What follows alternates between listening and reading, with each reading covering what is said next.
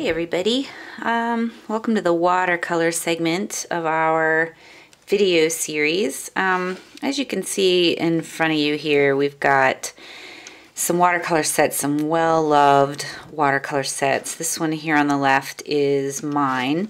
It's a higher grade of watercolors. It's got just more pigment in the little wells. And I just got this last year and really enjoy using it. But for many years before that, I used a, you might call it lower end, I call it just less expensive set. And that is this little Cotman set that my husband has in his pack of stuff to go on his sketching trips. So it's just as good. You can surely get as many colors. Sometimes you have to work a little harder, but really it's a great set. And I'm going to show you a little bit about how to get started on getting these sets to look like this straight out of the box. So we'll just kind of put these away. You can see they come with little extra palettes, which are really lovely, and they come with little brushes, but we'll get into that with the new sets that I want to show you today. So yeah, so the one that I've told you on the supply set to get is this little Winsor & Newton Cotman set, and that's the set that is the one that belongs to my husband. And so basically, this one is great because it comes like this. You open it up, tends to be a little hard to open at first, but they come with these lovely little palettes, and you'll notice on the ones that were opened and already going, they really had a lot going on in the palettes. They were they had a lot of colors, just extra little things in the palettes. And you'll see I've opened the whole thing up. You want to get it loose so it'll stay open. These things usually tuck in wherever's convenient to you. This might be good to hold some water. And so if you don't have water in a little cup, you can just put it in one of these little wells. And you'll find you'll use all of this space as palette to mix up little bits of color, because as I'll show you later, you're going to want to get as far away from the colors that are directly in your wells in order to get a more natural looking color. You want to do some mixing and that sort of thing. Okay, so you'll notice I've got a couple of these out of here. I had to actually turn off the camera and see how to wrestle these out of here. You gotta kind of pop them out. And of course, now that I'm back on camera, it's difficult. And then once you're in here, they will do the same. You'll pop them out one at a time. Each of these pans has color in them, and you got to get them out of here in order to unwrap them. So spend a few minutes getting all these little guys out of here. Boy, they don't make it easy. And they are beautiful. They look just like candies. I love them. And so these little guys will go back in here. And it's nice because it used to be these little pans would just kind of pop in, and now they have these nifty little teeth that sort of hold the pans in place when you're out and about. So really, this little set is a true travel set, which is really nice. I mean, it's great to have a big old wide palette of watercolors laying on your desk at home, but these little travel sets are built for being on the go. So once you have these all popped out of here, you'll notice that each of them has a little tag of exactly what color you're using. So for example, this is a cadmium red, and this one here is a sap green, although it says sap gren. But anyway, all your names are on here, and you're going to get these into your journals. So spend a few minutes taking the little wrappers off. They're like candy, like I said. And you'll notice that some of them, the little thing of paint will come out.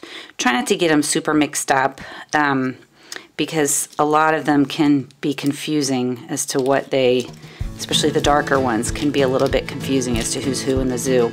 So keep them in their own little pans and spend a few minutes just opening them up.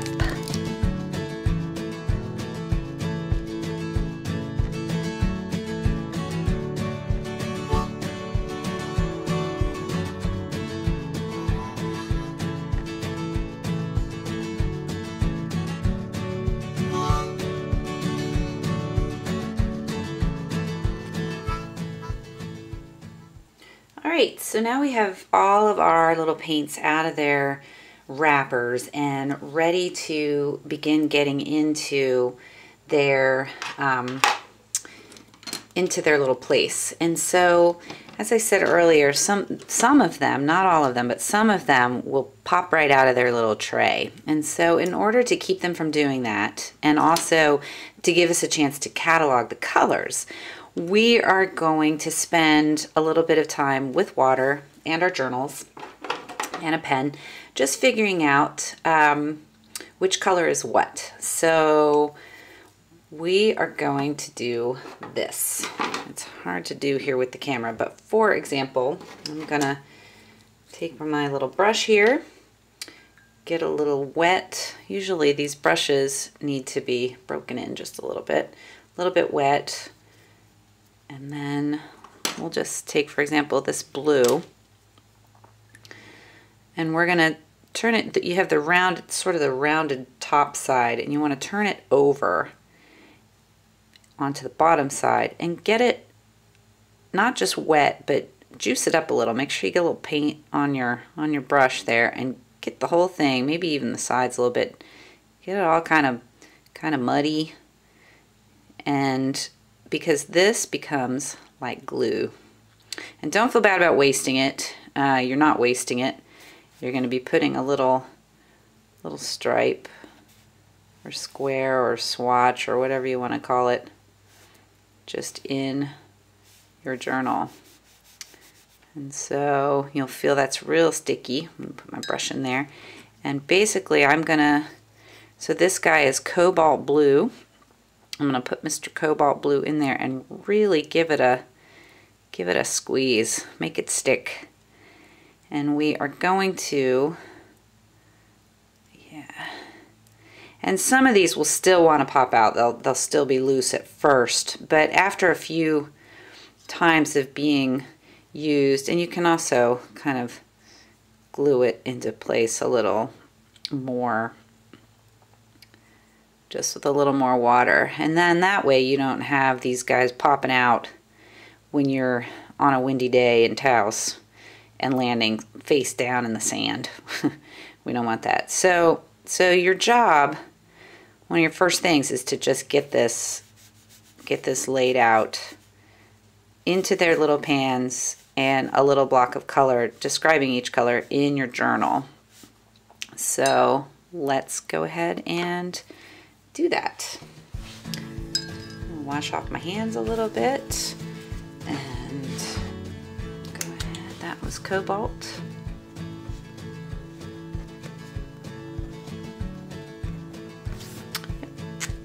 And here we go. So we'll set that one up there.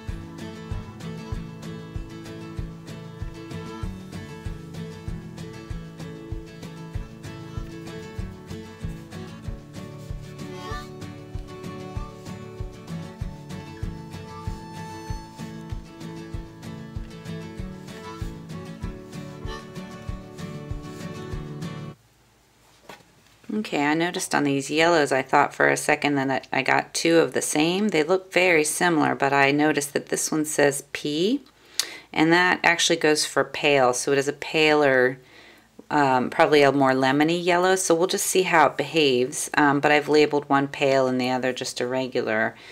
So if that happens to you, that might be, you know, might throw you off a little bit, but I think they they meant well. They didn't give you two of the same color. And let's see.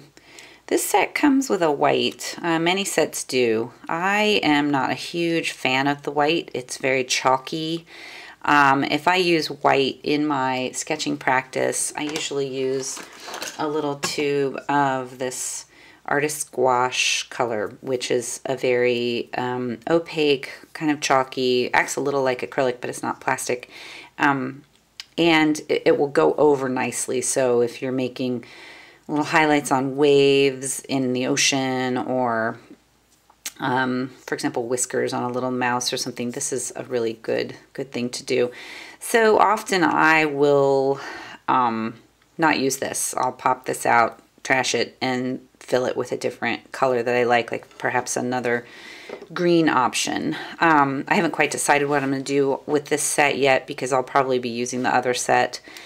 But don't feel like you have to keep every color that's in here. If you decide these two yellows are too similar, you can always get a different yellow in tube form, or I know Cheap Joe's sells little pans of color that you can buy to sort of make your set exactly what you want it to be. And we probably will not be using too much white in our practice, but we will just kind of keep going with these and get them into the book.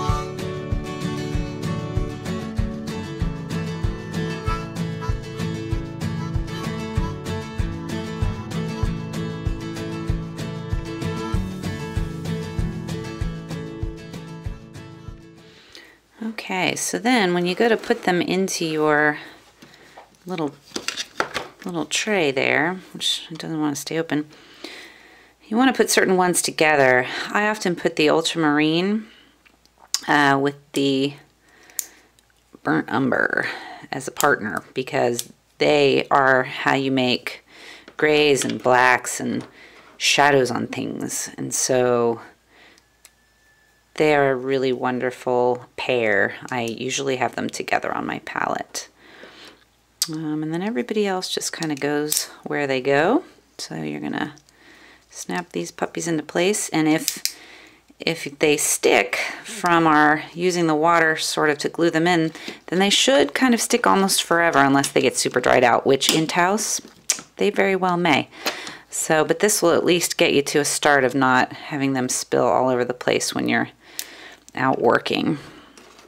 And we'll put that white in there. Whether we decide to use it or not, that remains to be a personal choice.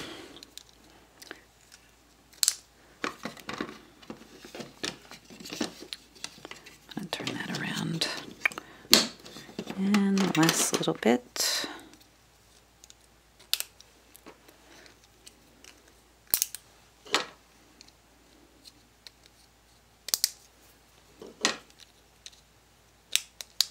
Okay, so there we go.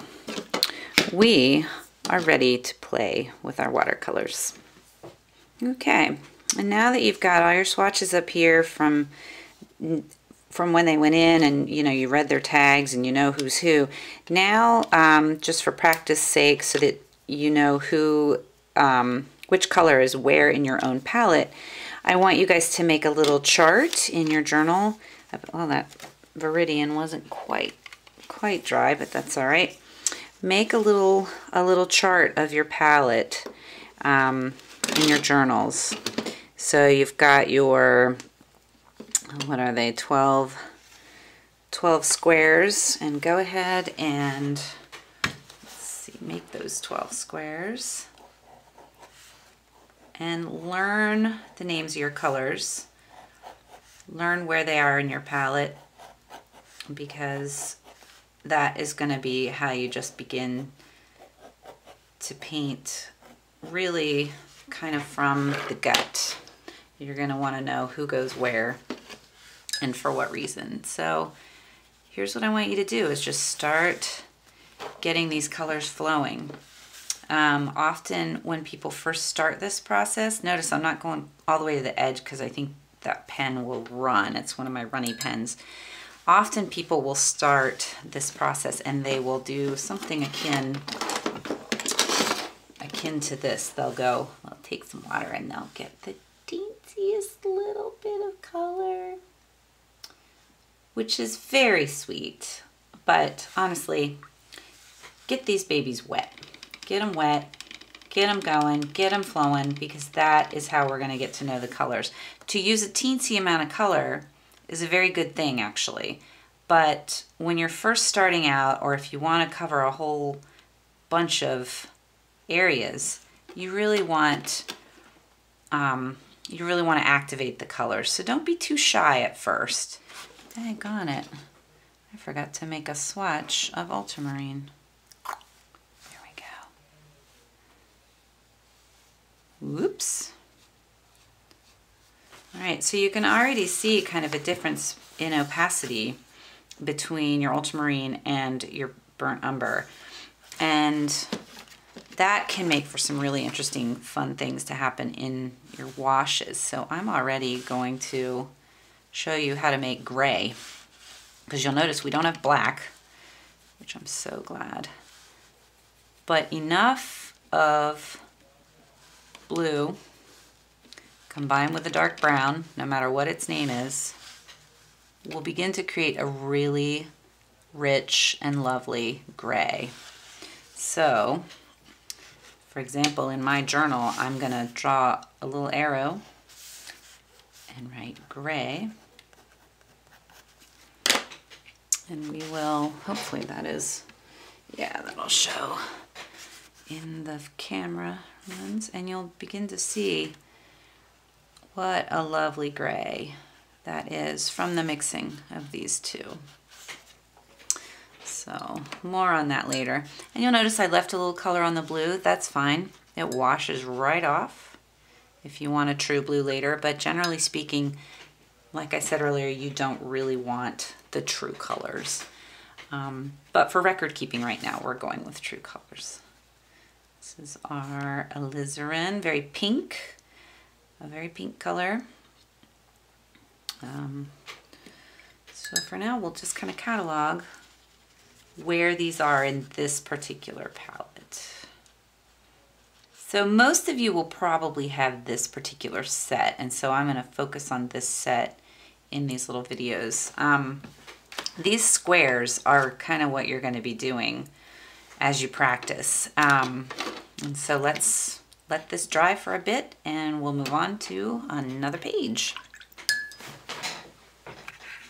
All right, so now that we've got our watercolor set all glued in, we are going to spend some time just really getting to know the colors and what they can do for us. And we're not going to get into really image making until we get out to Taos. And so basically what we're going to do now is what I call the how many exercises. And so for example, we're going to start with value studies, just black and white. And I'm going to say, how many grays can you make? And this might actually prove difficult for everyone. I'm going to reconstitute the gray that we made earlier out of the burnt sienna and the ultramarine. I'm going to reconstitute that on our palette and make a little swatch. And so that is one gray. You notice it's pretty watery. I'm going to actually blot my brush a little bit, pick up a little bit more water, and dive back in with only the teensiest amount of color. And you'll notice that that is actually a different kind of gray. These two colors, the ultramarine and the burnt sienna, are what I run out of first in my own set. I can show you an example of that. Let me see if I can find my old set. You'll notice in my old set, It's these two right here, front and center, and I just kind of bring them up and bring them up. And these I've actually refilled with liquid paints number of times, just to refill and get my grays. So I work these two quite a bit. But like I said earlier, you can buy these pans to refill your actual set. You can buy them again at Cheap Joe's, you know, one at a time, which for a long time I couldn't find any place to find these little pans empty. So you'll find that you're going to run out of these two quite a bit. And these two just get mixed up. They're siblings quite a bit. And I'm going to, while my brush is really full of color, I'm going to make another gray. And I'm going to do like I did with these two and just pull a little more water. And you can begin to see where we're going here. We are getting a lot of variety from just varying our amounts of water. And you can, this is where I love this paper on this Stillman and Burn, is you can blot off your color and go back in and pull up more color if you want to. So these swatches, if you take a little bit of time in the weeks leading up to the workshop, just making these little swatches, page after page of little swatches, you will be amazed at how you can actually get exactly what you need for an image when the time comes. So doing these little swatches is such a worthwhile exercise. Now I've got a lot of grays, and these are pretty middle of the road, not too blue, not too brown. And this is where we begin to have a little fun with the how many exercise. I'm going to add a little blue and pull that out a little bit. And instead of going back in and adding a little more brown, I'm going to let my gray be a little blue. So you can kind of see that you can make some shadows a little bluer. And I said shadow just kind of automatically. I was thinking in my head that when I was in art school, I had an instructor, a drawing and painting instructor who told us that when we're doing shadows to remember that to put a little blue in everything you do. He was from Kentucky, really great guy. Brandon Smith, really beautiful cow paintings actually. And he was very adamant about shadows not being made of gray or black necessarily, but actually being quite blue. So if you're looking at an orange in a still life, a really well done watercolor will have a little blue in that underside of the orange, but we'll get more into that when we're actually in Taos. So now all of these, some of these might be considered blue, but I think that they are in the gray range. And I'm wondering at this point, what happens if I pick up a little green, some of our sap green, lay it down on the palette, and pull a little gray, and we're going to begin to get into some more army, like an army color. And this is the magic of watercolors, is all of these little subtle places you can go. Now right now you look at these colors, and here we have these really beautiful oceanic kind of blue grays. You've got these real sky colors. These are all colors that you would maybe use in a storm cloud.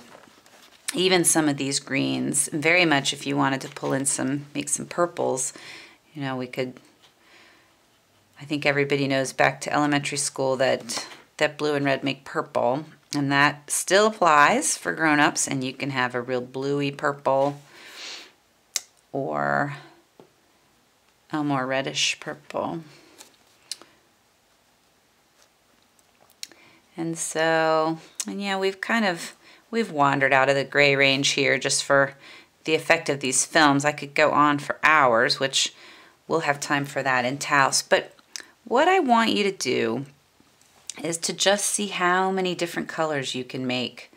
And right now, you know, I'm working really primarily with the grays. This gray here is really nice. I added a little purple to our gray. And again, that's very storm cloud. And what happens if we take a little of the pigment away? Oh, that's quite nice.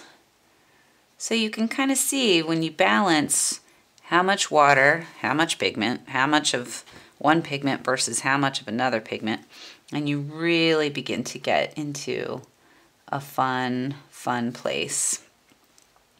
And I want you to remember, as you're playing with your watercolors, do not ever wipe these off unless you are really strapped for space, because you will be able to, once these dry, you can reconstitute these beautiful colors. In mine, I have my general areas where I work out of. You know, I got my gray area. This got a little crazy with the orange, but often I have a pink area that I work out of for like little, this is where I'll pull the pink for a sheep's ear right out of there. And you'll become familiar with what's left on your palette. Over here is where I use some yellows, and right here, like I said earlier, is where I mix my grays. But often I'll bring in some green, and these two spaces operate together a lot. So you'll find that you pick up all these little beautiful bits, and you'll use them here and there. So you know, don't get too tidy about it. Don't be taking a paper towel and wiping all that up, because that is still paint, and it's in those infinite arrays of colors is where you find the magic in your own colors in your sketchbook. So that's what I was talking about earlier when I said the further you get away from these out-of-the-box colors and more into the mixing of them, the more you get into what you're going to find in the natural world. The next thing I want you to do is to think about how many of each color. So, and it's very similar to the grayscale, but with a color. And let's just say, for example, we want to work with green. And so we'll start with our basic green, which is straight out of the box, our sap green. Very bright, very springy, very beautiful, but also very out of the box. So I'm going to see what happens when I add a little gray from our gray stash. And we begin to make kind of that army green. And then what happens if you pull a little blue out and add that to the green?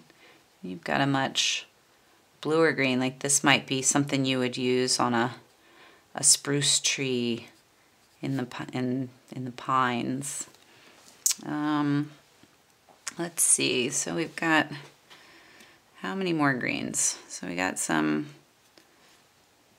more sap. Now, this guy, this Viridian, remember I told you it's quite nuclear, but if you use a teensy bit, it can change. Oh, look at those two mix. That's kind of cool. We'll get into that in a minute. It can really change the conversation, that Viridian. A little goes seriously a long way, but for example, we'll get off the green train for a minute and we'll think about sky blue, which most people would think to themselves, oh, I'm going to make sky blue. Here is sky blue. That looks like the sky. But actually, when you put it on your page, that doesn't look like the sky. It looks like the blue out of your new watercolor set. So instead of the blue from your new watercolor set, which I've watered way down, because the sky is actually not as blue as you might think it is. In New Mexico, kind of is.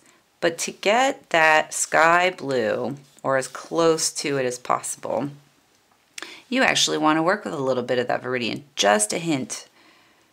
That's even a bit much. And you'll see what I did. I started in the corner with that color, and it was a bit much, so I went ahead and got that out of there. And what we'll do is we'll use water and pull it across. You can use this swatch process not just for getting to know your watercolors, but actually getting to know your surroundings. So so these colors right here are very cool. We've got a lot of greens and a lot of blues, and everything's leaning very cool. So maybe we'll use this other part of the page to do some more warm colors. And these are going to be colors that bring about a feel of, well, there's a cat hair or something on there. That's very typical around here. Warm colors are gonna feel like warm. They're gonna feel like fire or a sunny day or and so I'm just gonna start playing around with, you know, what would happen if. And so what I did there was I used a little bit of this, I believe this was this the alizarin? I think it was the alizarin. Crimson or red, and I added a little bit of the more golden yellow and making it a tad more orange. And it's a little bit different than the other red, which was a cadmium, which is quite orange. So yeah, I wouldn't even call that a red, I would call it an orange. But it's kind of fun to try to get, you know, that true Valentine red with a combination of these two reds. Because frankly, one is too pink, the other's too orange. And how do you get that really lovely red of a red rose or a heart, or that just that classic bright red? And it can be done. I think we might have begun to get it here. So these are just a lot of fun.